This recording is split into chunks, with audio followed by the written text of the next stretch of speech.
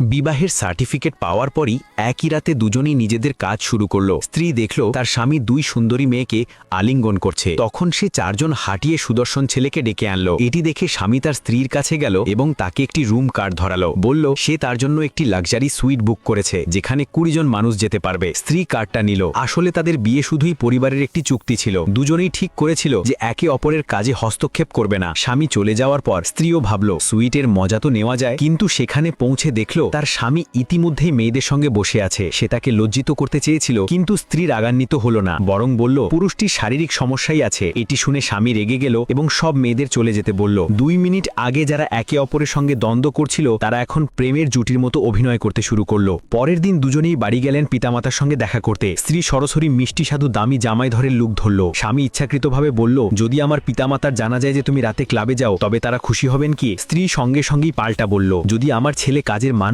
হতো তবে আমাকে এইভাবে বউ বউ অভিনয় করতে হতো না। স্বামী নিঃশব্দে রইল। খাবারের টেবিলে শ্বশুর পুত্রকে খেপে বলল কেন গতরাত বাড়ি আসেনি, কিন্তু বউয়ের প্রশংসা করল যে সে কত ভালো। স্বামী সত্যি বলতে চাইছিল, কিন্তু স্ত্রী তার পায়ে পা রেখেছিল। সম্পর্ক ঠিক রাখতে সাহায্য করতে চেয়েছিল। শাশুড়ি বলল আজ রাতে এখানে থেকো। সেই রাতেই দুজনকে একই ঘরে থাকতে হলো। স্ত্রী সতর্ক করে বলল পাশে এসো না, কিন্তু স্বামী তাকে ধরে ফেলল। হঠাৎ দুজনেই অদ্ভুত গরম অনুভব করল। স্বামী কিছু বুঝতে পেরে সঙ্গে সঙ্গে চলে গেল। সে তাকে ক্ষতি করতে চায়নি। গাড়িতে বসে সে সেই বাক্যটাই ভাবছিল। ভাবতে ভাবতেই সে বুঝতে পারল সে ধীরে ধীরে তাকেও ভালোবাসতে শুরু করেছে।